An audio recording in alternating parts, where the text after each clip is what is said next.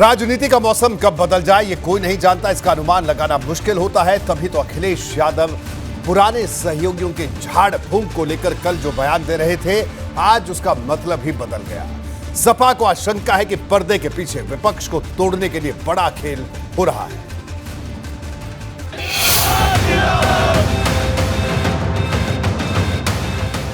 सिर्फ 24 घंटे में बहुत कुछ बदल गया।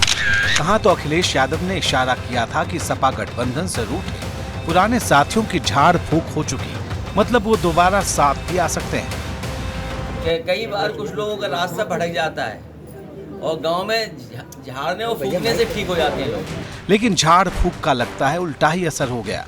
तभी तो सपा नेता स्वामी प्रसाद मौर्य पर बरसते बरसते सपा के पूर्व सहयोगी महान दल के नेता केशव देव मौर्य ने सीधे सीधे अखिलेश यादव को निशाने पर ले लिया। ये वही केशव देव मौर्य हैं जिनकी पार्टी ने अपने सिंबल पर इस बार चुनाव तक नहीं लड़ा। पार्टी के 2 उम्मीदवार मैदान में उतरे, वो भी सपा के सिंबल पर। ये भी कोई और नहीं थे, एक टिकट केशव देव मौर्य की पत्नी सुमन मौर्य को मिला था, जो 40,000 वोट से चुनाव हार गई। तो बेटे चंद्र प्रकाश मौर्य की 25,000 वोट से करारी शिकस्त हुई थी। लेकिन केशव देव मौर्य अभी से 2024 में सपा की हार की भविष्यवाणी करने में जुट गए हैं। और जिस तरह अखिलेश जी काम करने का तरीका है, जिस तरह बचपना वो कर रहे हैं, अखिलेश जी जिस तरह बचपने भरे फैसले, आने वाले समय में ये 1-2 सीट अगर लोकसभा जीत जाए तो समझ लेंगे गंगा नहा लिए। ये तो बड़ी बात कह रहे हैं। ठीक बात कह रहा हूँ। आप अखिलेश जी का कह रहे हैं कि जो कार्यशैली वो बचपना वाली है। बिल्कुल बचपना वाली। केशव देव मौर्य ने पहले अखिलेश यादव की सोच को बचकाना बताया, फिर आरोप लगा दिया कि अखिलेश उनकी सभाओं में उमड़ने वाली भीड़ को देखकर डर से गए थे। जब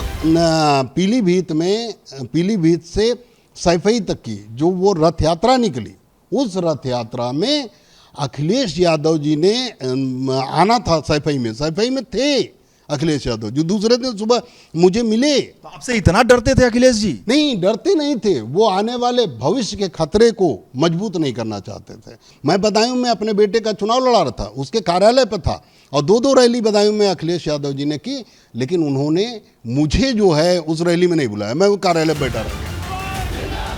जाहिर है केशव देव मौर्य के इस तेवर को देखकर नहीं लगता कि वो फिर से सपा के साथ हाथ मिलाने वाले हैं। अगर फिर भी ये मुमकिन होता है तो ये कम हैरानी की बात नहीं होगी, क्योंकि राजभर की तरह केशव देव मौर्य ने भी अखिलेश की काबिलियत पर सवाल खड़े कर दिए हैं। इस पर अखिलेश यादव ने सीधे सीधे तो कुछ नहीं कहा, लेकिन ये कहने से नहीं चूके कि भाजपा विपक्ष को तोड़ने का काम कर रही है। बीजेपी कहीं न कहीं दूसरे लोगों को आगे करती है। यही डिवाइडेड रूल है। डिवाइडेड रूल केवल ये नहीं है कि जातियों में झगड़ा करा दो, धर्म में झगड़ा करा दो, विपक्ष भी सवाल ना पूछ पाए, विपक्ष भी एक न रहे। ये भी डिवाइडेड रूल का हिस्सा है। इसीलिए देखा नहीं आपने क्या क्या लाभ दिया जा रहा है लोगों को। केशव देव मौर्य का गुस्सा स्वामी प्रसाद मौर्य की तरफ से खुद को दुर्मुहान नेता बताए जाने पर था, लेकिन गुस्से की वजह से बयान का पारा इतना चढ़ा कि वे सीधे अखिलेश यादव को ही निशाना बनाने लगे। अब इस पर सत्ता पक्ष के नेताओं को चुभने वाली चुटकी लेने का मौका मिल गया। उत्तर प्रदेश में सभी वर्गों को माननीय प्रधानमंत्री जी के नेतृत्व में लेकर के चलने का काम हुआ है, और जब कोई स्वार्थ का गठबंधन होता है तो निश्चित तौर पे उसमें सहयोगी या सभी पार्टियां मिलजुल करके साथ में चल नहीं पाती हैं। केशव देव मौर्य कह रहे हैं कि अखिलेश यादव ही विपक्ष में अगर कोई है तो अखिलेश यादव हैं, ना कोई और है, ना बसपा है, ना कांग्रेस है। तो उनके तो सुर बदले हुए थे, पर अचानक से उसमें नई तार उन्होंने छेड़ दी है। इसका एक्सप्लेनेशन, इसकी बात उन्हीं से पूछिए ना। जो बयान दे रहे हैं वो बताएंगे कि वो कब क्या कैसे किसके बारे में बोल रहे हैं। उनकी बयानों पे हम टिप्पणी क्या देंगे? हमारा जिससे जो सहयोगी दल का रिश्ता था वो दलीय स्तर पे वैसा चल रहा है।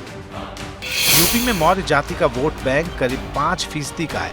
ये वोट बैंक इसलिए खास है क्योंकि यूपी में 52% ओबीसी वोट बैंक में 43% वोटर गैर यादव जातियों से है। यादव और कुर्मी समाज के बाद मौर्य वर्ग की आबादी ओबीसी समुदाय की तीसरी बड़ी आबादी है, और सारी राजनीति इसी वोट बैंक को साधने की है। वीरेश पांडे, लखनऊ, एबीपी गंगा।